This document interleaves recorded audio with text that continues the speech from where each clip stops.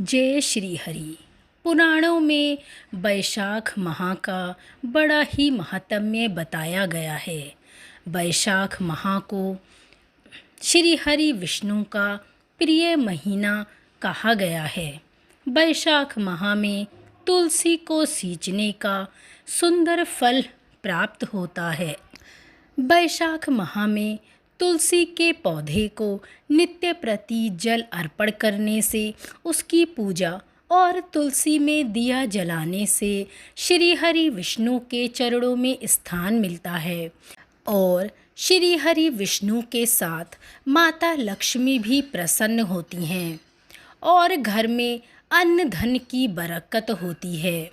वैशाख माह में सुनी जाने वाली ननद भाभी की आज हम सुंदर कथा को श्रवण करेंगे। किसी गांव में एक ननद और भाभी रहा करती थीं।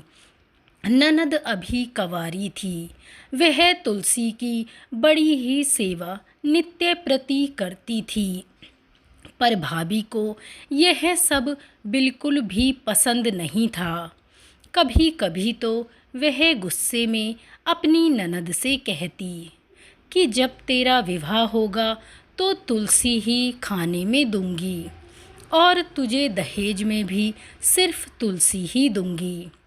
यथा समय जब ननद की शादी हुई तो उसकी भाभी ने बारातियों के सामने तुलसी का गमला फोड़कर रख दिया। श्री हरि विष्णु की कृपा से वह गमला स्वादिष्ट व्यंजनों में परिवर्तित हो गया। गहने के बदले भाभी ने ननद को तुलसी की मंजरी ही पहना दी। श्री हरि विष्णु के आशीर्वाद से वह मंजरी ही सोने के आभूषणों में बदल गई।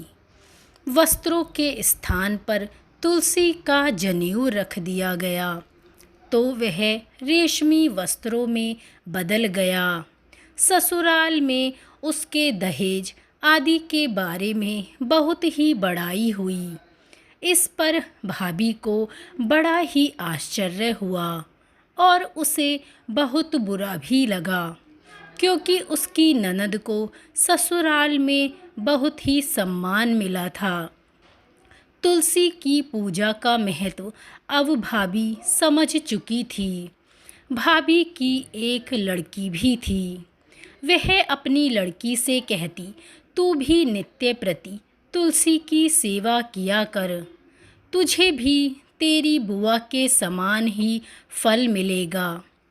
परंतु लड़की का मन तुलसी सेवा में तनिक भी नहीं लगता था।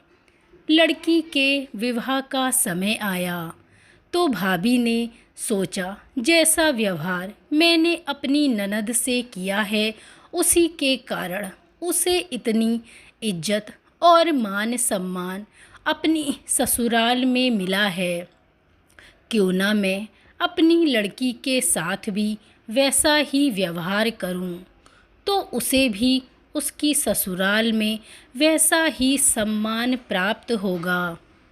उसने तुलसी का गमला फोड़कर बारातियों के सामने रख दिया, परंतु इस बार क्योंकि बेटी का मन कभी भी तुलसी सेवा में नहीं लगा था, इस बार मिट्टी मिट्टी ही रही।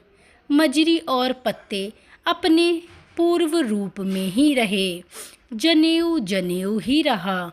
सभी बाराती भाभी की बहुत ही बुराई करने लगे। ससुराल में सभी लड़की की बड़ी ही बुराई करने लगे। उसे अपनी ससुराल में अपनी बुआ की तरह तनिक भी मान सम्मान नहीं मिला। अब कुछ समय बीत गया। भाभी ननद को कभी भी अपने घर नहीं बुलाती थी, क्योंकि वह ननद से पहले ही मन बहुत ही ईर्ष्या करती थी। परंतु भाई तो भाई होता है। अब भाई ने सोचा कि मेरी पत्नी मेरी बहन को तो यहाँ आने नहीं देगी, क्यों ना मैं ही अपनी बहन से जाकर मिल आऊं। उसने अपनी पत्नी को अपनी यह इच्छा बताई तथा सौगात में ले जाने के लिए कुछ मांगा। भाभी ने थैले में ज्वार भरकर उसे दे दिया और कहा, घर में और कुछ नहीं है, ले जाना है तो यही ले जाओ। भाई बेचारा क्या करता, वह अपनी बहन से मिलने के लिए बड़ा ही उत्सुक था। अब वह दुखी मन से उसी ज्वार भरे थैले को लेकर घर से निकल पड़ा। बहन के नगर के समीप पहुंचकर उसने एक गौशाला में गाय के सामने वह ज्वार का थैला उलट दिया। पर श्री हरि विष्णु और तुलसी माता की कृपा से वहाँ एक चमत्कार हुआ। उससे गोपालक ने कहा, अरे भाई, सोना मोती, तुम सब यह गायों को क्यों खिला रहे हो? तुम यह सामान गाय के आगे क्यों डाल रहे हो?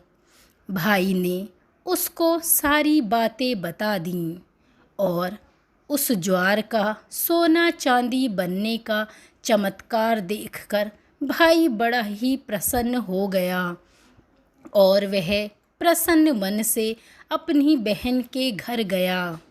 बहन बड़ी ही प्रसन्न हुई। अपने भाई को देखकर उसका चेहरा खिल उठा।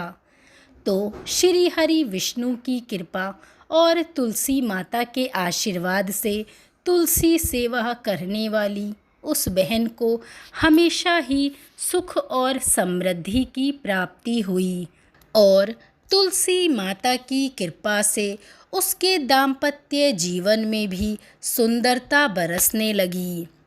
उसका घर धन धान्य से भर गया। दाम्पत्य जीवन सुंदर और प्रगाढ़ हो गया।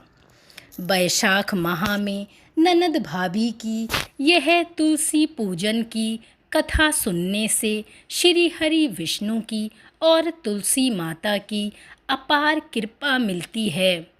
जैसे उस ननद पर तुलसी माता और विष्णु भगवान ने अपनी कृपा बरसाई, वैसे ही इस कथा को सुनने और सुनाने वाले सभी के घर में तुलसी माता की कृपा बरसती रहे। उसके घर में हीरे मोती और धन धान्य सदा ही भरे रहें। बोलिए बैशाख माह में तुलसी माता की इस पवित्र पावन कथा की जय हो। जय श्री हरि।